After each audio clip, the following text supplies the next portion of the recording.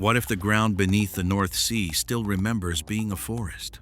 Trawlermen have hauled up tree trunks from 60 meters down, blackened and waterlogged, tangled in fishing nets meant for cod.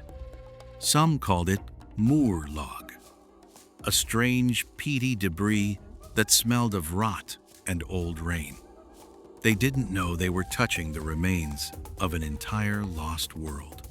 Somewhere beneath the waves, an ancient landscape was still holding its shape after 10,000 years underwater. That landscape had a name long before anyone could visit it again. Geologists call it Doggerland, a vast plain that once linked Britain to continental Europe. Rivers cut through it, forests covered it. Herds of deer and wild boar moved beneath a canopy that no living person has ever seen. For thousands of years, this was simply land, not seabed, not mystery. Just ground people walked on, hunted on, buried their dead in. And then the sea began to take it back, slowly at first, then all at once.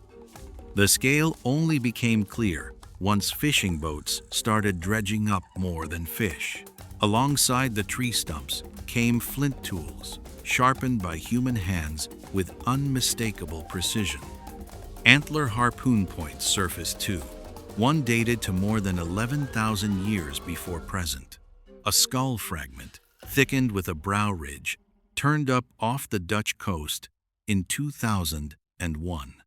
Unmistakably Neanderthal, and tens of thousands of years older than the harpoons. These weren't scattered accidents. They were fragments of daily life, dropped into a landscape that would eventually drown, layer after layer, generation after generation. Every artifact raised a quiet, unsettling question. How many more lives are still buried down there, waiting in the cold and the dark for a net to finally lift them back into the light?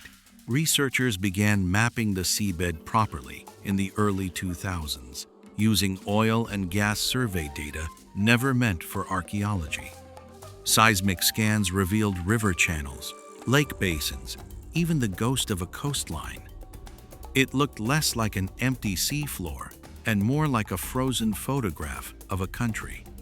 Peat cores pulled from the mud-preserved pollen, insect remains, and tree rings intact enough to read like a calendar. The forests weren't gone. They were simply sealed under silt and salt water, waiting for someone to notice. And once researchers noticed, they couldn't stop asking what else that frozen photograph was hiding.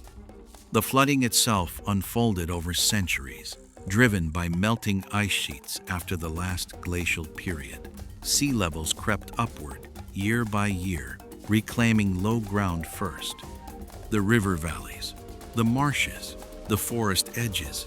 But one event may have accelerated the ending dramatically.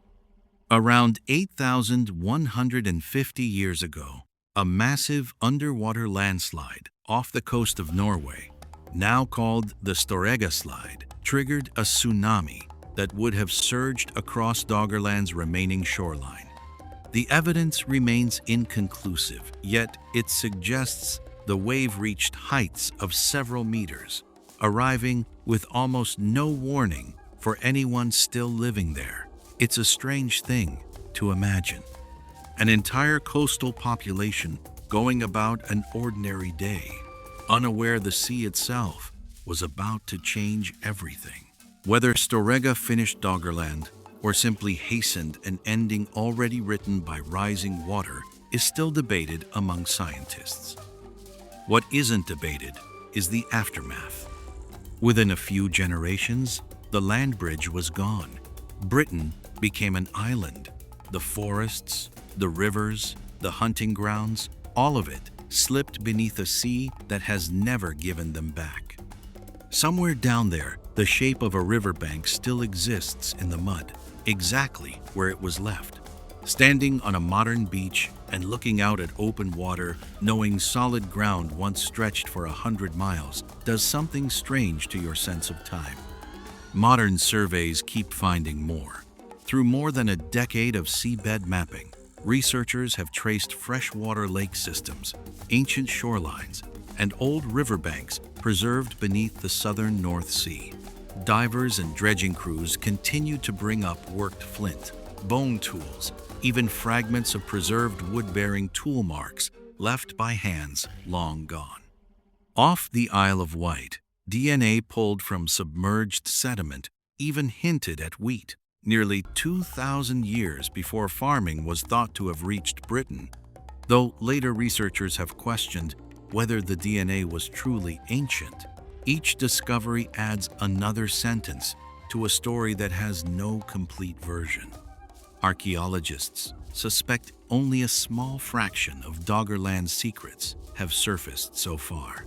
The rest remains buried under sediment, pressure, and darkness, in a country nobody living has ever walked through. Maybe that's what makes this different from other lost places. There are no walls to photograph, no monument standing defiantly against time. Just mud, peat, and the occasional tooth or blade surfacing in a fishing net, proof that people lived, loved, and died on ground that technically no longer exists. It raises an uncomfortable thought. Is how much of what we call permanent is simply waiting for its turn to disappear? If an entire country can vanish beneath the water without a single written word to mark its passing, what else might already be gone, forgotten, before anyone thought to ask? Somewhere under the North Sea, a forest is still standing in the dark, roots locked in silt, waiting for the next trawler net to disturb it. What do you think still lies undiscovered down there? And would you want to know if we found it?